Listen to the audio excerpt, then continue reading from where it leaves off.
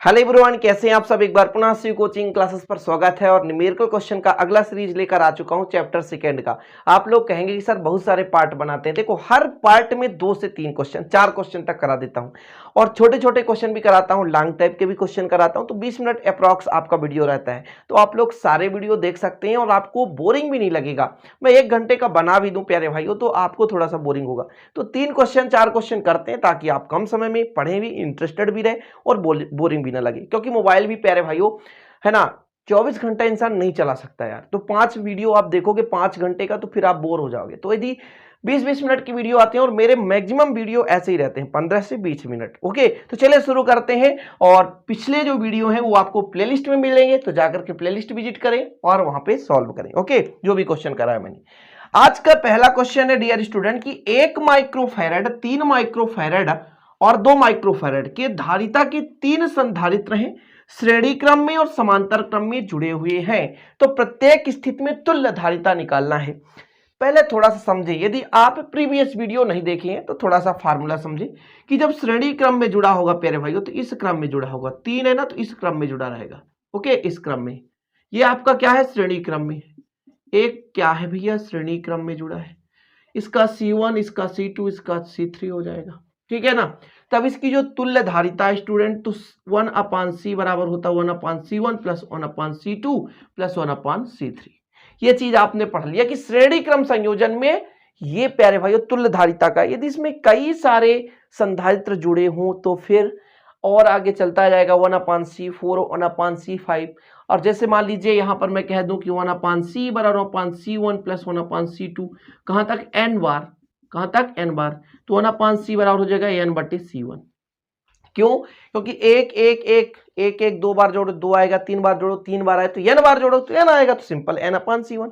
इतना क्लियर। ये श्रेणी क्रम संयोजन के लिए है। अब थोड़ा सा मैं यदि समांतर क्रम के लिए बात करूं तो समांतर क्रम में इस प्रकार से, जैसे 3 आपके पास संधारित्र समांतर क्रम में ऐसे जोड़ा जाता है। ठीक है, थोड़ा समझिएगा, समांतर क्रम में संयोजित कर रहा हूं ऐसा। तो तीनों को है ना, प्रत्येक के पहले भाग को किसी एक बिंदु से और दूसरे भाग किसी दूसरे बिंदु, इसके बाद यहाँ पर अपना बैटरी जो भी है प्यारे भाइयों प्लस माइनस और कुंजी के माध्यम से इसको संयोजित कर दिया जाता है। तो ये आपका प्यारे भाइयों कौन सा क्रम है, तो ये आपका है ये समांतर क्रम है। और समांतर क्रम में टोटल जो धारिता होता है C बराबर C1।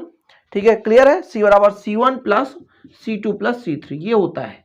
तो आप लोगों को स्टूडेंट इसको तैयार रखना है क्योंकि यही फार्मूला यहाँ पे काम आने वाला है। और जो आपका सेकेंड है तो आपका C बराबर C1 plus C2 plus C3, ये आपका समांतर क्रम में और ये आपका श्रेणी क्रम में है। दोनों स्थिति में आपको हल ज्ञात करना है स्टूडेंट। तो हल में क्या करना, पहले दिया क्या है, जो भी दिया उसको करते हैं। दिया है स्टूडेंट, क्या दे के रखा है, C1 बराबर 1 माइक्रोफैरड, C2 बराबर 2 माइक्रोफैरड और C3 बराबर 3 माइक्रोफैरड, ये दे के रखा है। पहला कंडीशन आपको निकालना है कि श्रेणी क्रम संयोजन में, किस क्रम में, श्रेणी क्रम संयोजन में कितना होता है भैया, 1/C बराबर 1/C1 plus 1/C2 plus 1/C3, ये श्रेणी क्रम संयोजन का स्टूडेंट। ओके, चलिए वैल्यू पुट करिए। तो 1/C बराबर 1/1 प्लस 1/2 प्लस 1/3। इसका कैलकुलेशन करते समय 3 दूनी 6 एलसीएम आएगा, 3 और 2 का एलसीएम कितना आएगा, 6 आएगा। डायरेक्ट हो जाता है, यहाँ पे 6 लिख देते हैं। ठीक है, 6 में 1 का भाग देंगे 6 ही आएगा, 6 1 कम 6 हो जाएगा। फिर प्यारे भाइयों 6 में 2 का भाग देंगे 3 आएगा, 3 का 1 से 3 1 कम 3 मल्टीप्लाई, 3 का 2 6 से भाग देंगे 2 आएगा, तो 2 1 कम 2 हो जाएगा। कुल मिलाकर कितना आ गया, 6 6 3 9 9 2 11, 11/6 आया। 1/C का मान मतलब 1/C बराबर प्यारे भाइयों आगे 11/6, तो C बराबर होगा 6/11। ये आपका माइक्रोफैरड था, तो ये माइक्रोफैरड आएगा। पहला जो आपका था वो श्रेणी क्रम संयोजन में, सिंपल है ना, आ जाएगा आपको यहाँ पर, क्लियर है। तो 6 माइक्रोफैरड 6/11 माइक्रोफैरड हो गया। तो ये पहला हो गया स्टूडेंट। ओके, दूसरा अपन यहाँ पर अपन थोड़ा सा देखिएगा, दूसरा क्या करते हैं, दूसरा है आपका क्या, समांतर क्रम। किस क्रम में, समांतर क्रम संयोजन में। C बराबर कितना होगा, C बराबर C1 plus C2 plus C3। बहुत ही सिंपल है यार, 1 + 2 + 3 यानी 6 माइक्रोफैरड। ये सिंपल, ये चीजें हैं, क्लियर। तो 2 क्रम में जुड़ा था, एक श्रेणी क्रम में जुड़ा था और एक समांतर क्रम में जुड़ा था। तो पहला क्वेश्चन सिंपल तरीके से, अब इस प्रकार के कई सारे आपके पास क्वेश्चन आ जाए ना, आप सिंपल तरीके से कर लोगे। ठीक है प्यारे भाइयों, उम्मीद करता हूं कि पहला क्वेश्चन आपको सिंपल तरीके से समझ में आ गया होगा। तो चलिए देख लेते हैं दूसरा क्वेश्चन आज का स्टूडेंट की प्रत्येक 3 माइक्रो फैराड धारिता के 3 संधारित्रों को किस प्रकार संयोजित किया जाए कि तुल्य धारिता 9 माइक्रो फैराड हो और 4.5 माइक्रो फैराड हो। मैं एक चीज आपको समझाना चाहता हूं प्यारे भाइयों, जब भी आपको संधारित्रों का संयोजन करना है तो यदि अधिकतम वैल्यू प्राप्त करना है तो उसको किस क्रम में जोड़ेंगे और न्यूनतम के लिए किस क्रम में जोड़ेंगे, मैं इस चीज को प्रूव करके दिखाऊंगा, प्रूव करके दिखा रहा हूं। देखिएगा, जैसे स्टूडेंट मैं यहां पर 3 संधारित्र को पहले श्रेणी क्रम में जोड़ दिया, ठीक है, इसका मैं मान लिया 1 माइक्रोफैरड, इसका 2 माइक्रोफैरड, सबका एक एक कर दिया मैं, ठीक है ना, सबका एक एक है, 1 माइक्रोफैरड, 1 माइक्रोफैरड और 1 माइक्रोफैरड, ठीक है, इसको मैंने पहले श्रेणी क्रम में जोड़ दिया। और स्टूडेंट मैं इन्हीं को सिंपल तरीके से मैं प्रूव करके आपको दिखा रहा हूं ताकि आप लोगों को दिक्कत ना हो सके, आप लोगों को ये दिक्कत ना हो सके किस क्रम में जोड़ा जाए, ठीक है। तो ये भी 1 माइक्रोफैरड है, ए भी 1 माइक्रोफैरड है और ए भी 1 माइक्रोफैरड है। तो ध्यान ये देना कि ये श्रेणी क्रम में, ये समांतर क्रम में। इसके लिए जब हम तुल्य धारिता निकालेंगे स्टूडेंट, तो श्रेणी क्रम के लिए क्या होता है, 1/c बराबर 1/c1 plus 1/c2 plus 1/c3, हमेशा के लिए कंसेप्ट है, ध्यान रखिएगा। तो 1/c बराबर 1/1 प्लस 1/1 प्लस 1/1, कुल मिलाकर प्यारे भाइयों कितना हो जाएगा, 1/c इक्वल, टोटल एलसीएम 1 आएगा तो 1 प्लस 1 प्लस 1 है ना, तो कितना हो जाएगा स्टूडेंट, 1/c इक्वल आपका हो जाएगा, कितना हो जाएगा 3/1। यदि इसको पक्षांतर करें तो c इक्वल हो जाएगा 1/3, मतलब 0 पॉइंट कितना आ जाएगा 333, ऐसा करके आएगा। ये किस क्रम की बात की जा रही है भैया, ये श्रेणी क्रम की बात की जा रही है। ये किस क्रम की बात की जा रही है, श्रेणी क्रम की बात की जा रही है। तो श्रेणी क्रम में प्यारे भाइयों जो मूल रूप से यहाँ पे संधारित्र की धारिता है उससे भी कम आ रहा है। तो एक चीज तो हमें ये निष्कर्ष निकला यहां से कि प्यारे भाइयों श्रेणी क्रम में जितने सारे संधारित्र जुड़े होंगे उनमें से जो सबसे कम धारिता का होगा उससे भी कम वैल्यू आएगी। देख लो भैया, तो न्यूनतम प्राप्त हो रहा है। अब देखो भैया समांतर क्रम में कहो सर प्रूव करो, c बराबर c1 plus c2 plus c3, तीनों का 1 1 1 है प्यारे भाइयों, टोटल आ गया 3। तो देख लो डियर, यदि हम बात करें ये समांतर क्रम में संधारित्रों के धारिता की, तो समांतर क्रम में भैया जो भी सबसे अधिक होगा उससे भी अधिक वैल्यू प्राप्त होगी। ये चीज क्लियर हो गया। मतलब यहां पर एक निष्कर्ष निकला कि यदि हमें अधिकतम मान निकालना है तो हम क्या करेंगे, समांतर क्रम में जोड़ेंगे, और यदि न्यूनतम मान निकालना है तो श्रेणी क्रम में जोड़ेंगे। यहां पर क्वेश्चन बोल के रखा है कि प्रत्येक 3 माइक्रोफैरड की धारिता के 3 संधारित्र हैं, उनको किस प्रकार संयोजित करें कि तुल्य धारिता 9 माइक्रोफैरड और 4.5 माइक्रोफैरड हो। तो जब हमें अधिकतम निकालना है वो किस क्रम में जोड़ना होगा, समांतर क्रम में, और यदि आपको न्यूनतम वैल्यू प्राप्त करना है तो आपको श्रेणी क्रम में जोड़ना होगा। ओके स्टूडेंट, क्लियर है ना, इतना आपको कंप्लीट हुआ, ठीक है ना। चलिए हल करते हैं स्टूडेंट। तो यहां पर बोला है किस प्रकार संयोजित किया जाए कि तुल्य धारिता 9 माइक्रोफैरड हो। तो चूंकि संधारित्रों के संयोजन में थोड़ा सा लिखेंगे, संयोजन में अधिकतम धारिता के लिए किस क्रम में जोड़ा जाता है, समांतर क्रम में जोड़ा जाता है। किस क्रम में स्टूडेंट, समांतर क्रम में जोड़ा जाता है, समांतर क्रम में जोड़ा जाता है। इसलिए स्टूडेंट c बराबर c1 plus c2 plus c3, c बराबर 3 धन 3 धन 3 बराबर 9 माइक्रोफैरड। तो किस क्रम में जोड़ा जाएगा, समांतर क्रम में। कंप्लीट, पहला यह आपका पहला हो गया। दूसरा हो गया संधारित्रों के संयोजन में न्यूनतम धारिता हेतु श्रेणी क्रम में जोड़ा जाता है। क्लियर प्यारे भाई, श्रेणी क्रम में जोड़ेंगे तो न्यूनतम वैल्यू फाइंड होगी। तो 1/c बराबर 1/c1 plus 1/c2 plus 1/c3, श्रेणी क्रम हो गया, ये समांतर क्रम था प्यारे डियर। ओके, तो c का वैल्यू पता नहीं, इसका 1/3 1/3 और 1/3, सब सेम है तो 3/3 क्या सही आ जाएगा? 3 माइक्रोफैराड के 3 संद किस प्रकार जोड़ा जाए? तो भैया ये हो गया आपका कितना हो जाएगा 1। क्या राइट है? अभी ये कंप्लीट है क्या? ऐसा नहीं हो पाएगा, तो न्यूनतम के लिए ऐसा करते हैं। लेकिन स्टूडेंट हमें कितना वैल्यू लाना है? 4.5। तो 4.5 के लिए देखिएगा, हम यदि 4.5 की बात करें स्टूडेंट, तो एक तो मान लो 3 है, ठीक है, एक का 3 है, तो अपन ऐसा जोड़ दें, तो श्रेणी क्रम में जोड़ दें और एक समांतर क्रम में जोड़ दें, तब कितना होगा डियर? तब कितना होगा? तो जब दो श्रेणी क्रम में होंगे तो 1/C1 प्लस 1/C2 मतलब 1/3 मतलब 2/3, और इसका आप कैलकुलेशन करोगे तो कितना होगा? लगभग प्यारे भाइयों, लगभग यदि हम भाग दें तो 0.6 आएगा, ऐसा हो सकता है। हमको इसको देखना है कि किस क्रम में जोड़े कि 4.5 आए, मतलब समांतर भी जोड़ सकते हैं, श्रेणी में भी जोड़ सकते हैं। तो डियर कितना हो जाएगा आपका? तो हो जाएगा 0.6 आ जाएगा लगभग, है ना। फिर इसको स्टूडेंट यदि हम इससे जोड़ दें तो आपका 3.6 आएगा, जो कि बिल्कुल गलत हो रहा है। मतलब यदि हम स्टूडेंट किस क्रम में जोड़े, तो यदि दो श्रेणी क्रम में जोड़ दें तो चलिए ठीक है, कोई बात नहीं, अपन कैलकुलेशन करके देखते हैं। एक बार फिर से करते हैं। श्रेणी क्रम में जोड़ा जाता है तो इतना आ गया, लेकिन ये हमारा फेल हो चुका है, क्योंकि स्टूडेंट हमको क्या निकालना है? 4.5। ये एक आ रहा है ना यार, ये एक आ रहा है, तो हमको क्या पता। तो हम एक चीज और अप्लाई करते हैं, थोड़ा सा यहां पर साफ कर रहे हैं, क्योंकि कैलकुलेशन करते समय ये तो पता नहीं है स्टूडेंट कि हमको किस क्रम में जोड़ना है। तो हम यदि दो संधारित्रों को, ध्यान दीजिएगा, दो संधारित्रों को श्रेणी क्रम में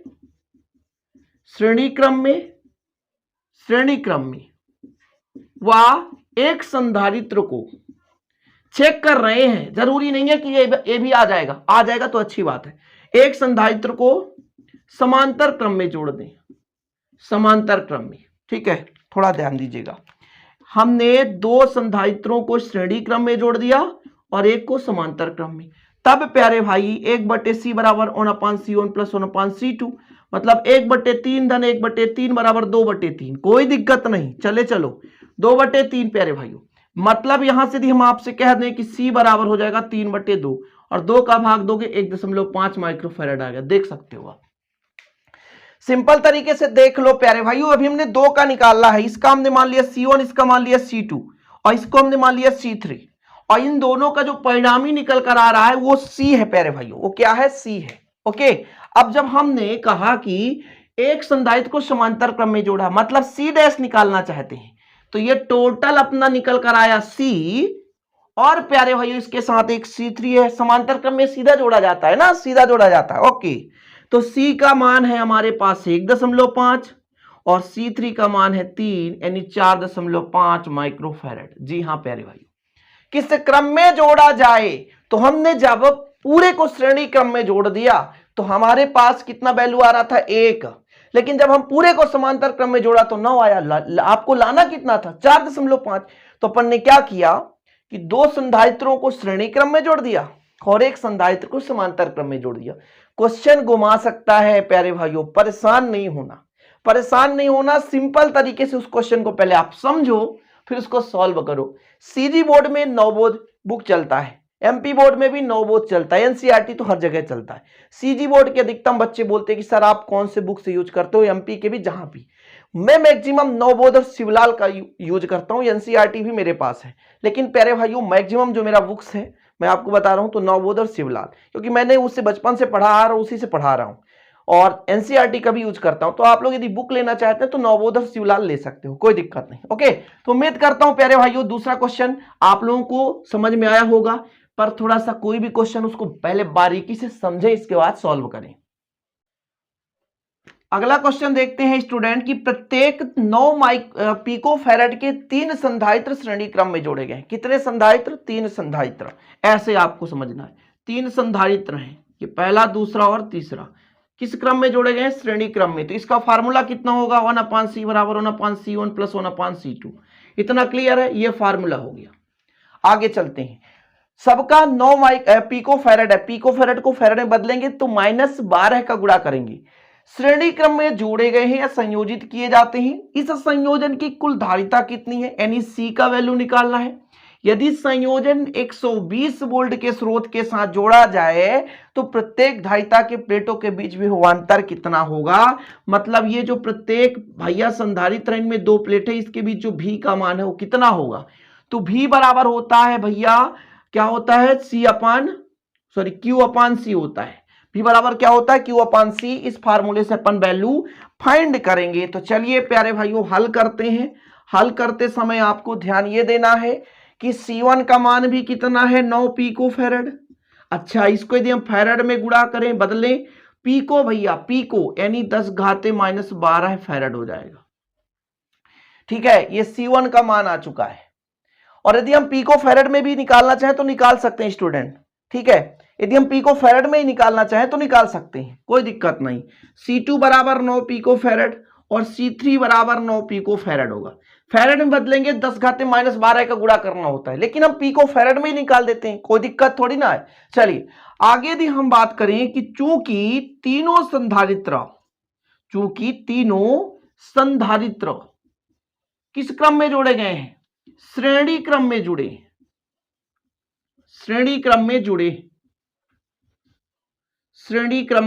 जुड़े, तो तुल्य धारिता निकालना है। तुल्य धारिता के लिए फार्मूला 1/C बराबर 1/C1 plus 1/C2 plus 1/C3। Clear है, इतना नोट डाउन कर लें। 1/C बराबर C1 का मान भी 9, C2 का मान भी कितना 9 और C3 का मान भी कितना हो गया, 9 हो गया। देखो सबका 9 है। ठीक है, सबका मान 9 है। अच्छा, यहां पर देखें स्टूडेंट थोड़ा सा, यहां भी 9 यहां भी 9, मतलब तीनों सेम है, तो 3/9 कर सकते हैं। और 3 का भाग दें, 3 एकम 3 त्रिकाई 9, मतलब 1/3 आ गया, 1/3। कुल मिलाकर स्टूडेंट 1/C बराबर 1/3 आया, तो C इक्वल आ गया 3 पिको फैरड। ये C का मान आ गया, ये C का मान आ गया। ठीक है ना, ये C का मान आ गया पिको फैरड, यानी C बराबर 3 पिको फैरड। मतलब यदि इसको फैरड में चेंज करें तो 10⁻12 फैरड हो जाएगा। इतना क्लियर, ये आपके पास आया क्या स्टूडेंट, तो कुल धारिता आपके पास आ चुका। अब चूंकि V बराबर देके रखा 120 वोल्ट, V बराबर 120 वोल्ट, तो हमें प्यारे भाइयों क्या निकालना है, प्रत्येक संधारित्र। अच्छा, यदि संयोजन 120 वोल्टेज के स्रोत के साथ जोड़ा जाए, मतलब इस संयोजन को जब हम जोड़ते हैं स्टूडेंट, तो यहां जो वोल्टेज लगाया जाता है इस सेल के माध्यम से वो कितना है, 120 वोल्टेज। तो अब हमें आवेश फाइंड करना है कि आवेश कितना होगा। तो आपको पता है प्यारे भाइयों, आवेश किस पर डिपेंड करता है, इलेक्ट्रॉन पर। टोटल कितने इलेक्ट्रॉन है इस पर डिपेंड करता है। तो सबसे पहले हम यहां पर आवेश फाइंड कर लेंगे। आवेश फाइंड कर लेंगे तो बिल्कुल सिंपल हो जाएगा। तो आपके पास C का वैल्यू प्राप्त है प्यारे भाइयों, और आवेश कितना होगा वो चीज निकालेंगे। तो चूंकि आवेश बराबर कितना होता है, आवेश बराबर होता है आपके पास भैया C इंटू V। C का मान कितना है, 3 × 10⁻12 और V का मान 120 वोल्ट। तो कितना आ जाएगा डियर, कितना आ जाएगा जरा करो, तो 12 × 36 और एक 0 और आ जाएगा, × 10⁻12 होगा। ऐसा करो भैया, दशमलव यदि यहां लगाना चाहे तो लगा सकते हो। तो अपन क्या करेंगे, ऐसा भी रहने दे सकते हैं। आवेश का मान है भैया Q है, तो यहां पर क्लियर हो जाएगा आपका कूलाम। ठीक है, 360 × 10⁻12 कूलाम, ये क्लियर है। अब हम बात करते हैं, अभी केवल आवेश की बात हुई थी, अब प्रत्येक प्लेट यानी अलग अलग की बात कर रहे हैं। प्रत्येक प्लेट यानी अलग अलग। अभी तो टोटल वोल्टेज था तो एक के लिए नहीं था, वो सबके लिए था, और हमें एक के लिए निकालना है। तो अब हम निकालना चाहते हैं क्या डियर, अब हम निकालना चाहते हैं V बराबर। तो V बराबर क्या होता है, Q/C। Q का मान रख दो और C का मान रख दो, बिल्कुल सिंपल आ जाएगा। एक के लिए निकाल रहे हैं, एक के लिए, सबके लिए नहीं, एक के लिए निकाल रहे हैं। तो Q का मान आ गया 360 × 10⁻12। अब कहोगे आप कि सर इसी को रख दो, अरे ये तो टोटल के लिए था ना यार, ये तो टोटल के लिए था, ये तो कुल धारिता है ये पूरे संयोजन की, हम एक के लिए निकाल रहे हैं मतलब C1 रखेंगे, एक के लिए निकाल रहे हैं मतलब C1 रखेंगे स्टूडेंट। तो C1 कितना, 9 × 10⁻12, 10 के घाते 12 से 10 घाते 12 क्या हो गया, कैंसिल हो गया। और स्टूडेंट 9 चौको 36 आ गया, 40 वोल्ट आ गया। क्या आंसर सही है? जी हाँ बिल्कुल डियर, 40 वोल्ट। वाह, देखो दिख रहा है नीचे 40 वोल्ट। नहीं दिख रहा हो स्टूडेंट थोड़ा ध्यान दीजिए, क्योंकि शूटिंग करते समय कैमरा मुझे नहीं दिखता है कि दिख रहा है कि नहीं, क्योंकि बैक कैमरा से शूट हो रहा है। तो V बराबर आपका आ गया 40 वोल्ट। यहां पर लोग सबसे बड़े कंफ्यूजन यहां पे है प्यारे भाई, सबको कहें भैया ये हमने क्यों निकाला, तो C इंटू V निकाला। अच्छा ये जो विभव था, ये जो विभव था वो प्यारे भाई वो वोल्ट है, वो विभव नहीं है, ये वोल्ट है। इतना धारा प्रवाहित कर रहे हैं, सबके लिए था। हम किसी पर्टिकुलर एक के लिए निकाल रहे हैं तो V1 कर सकते हैं, तो Q अपान C1, तब आपको समझ में आएगा। यहां पर आपको कंफ्यूजन होगा, मैं मानता हूं, क्योंकि कहोगे यहां भी V और यहां भी सेम है। चलो कोई बात नहीं, V1 मान लिए और इसके लिए तो C1 मान लिए। उम्मीद है प्यारे भाइयों की समझ में आ गया होगा। थोड़ा सा क्वेश्चन लेंदी रहता है, लेकिन मजा भी आता होगा यदि आप पूरे वीडियो देखते होंगे। इसके पिछले भी वीडियो आप लोगों को यदि समझ में नहीं आया तो प्लीज यार 1 से 2 बार सारे वीडियो देखें, मजा आएगा, पूरा कंप्लीट बनेगा। और यदि इसका हैंड रिटेन नोट्स तो 9685 29 91 89 मेरा पर्सनल नंबर है। 100 रुपए में स्टूडेंट आपको हैंड रिटेन नोट्स दिया जाता है, जो कि आपको पूरा थ्योरी कराया जाता है और अंकित क्वेश्चन तो करा रहा हूं। यदि आप वीडियो प्लस नोट्स से पढ़ाई कर रहे हैं तो 100% आपका 90+% आएगा, ये मेरा वादा है। उम्मीद करता हूं वीडियो पसंद आए, प्लीज लाइक कर दें, दोस्तों के साथ शेयर करें। मिलते हैं अगली वीडियो के साथ, तब तक के लिए जय हिंद, वंदे मातरम।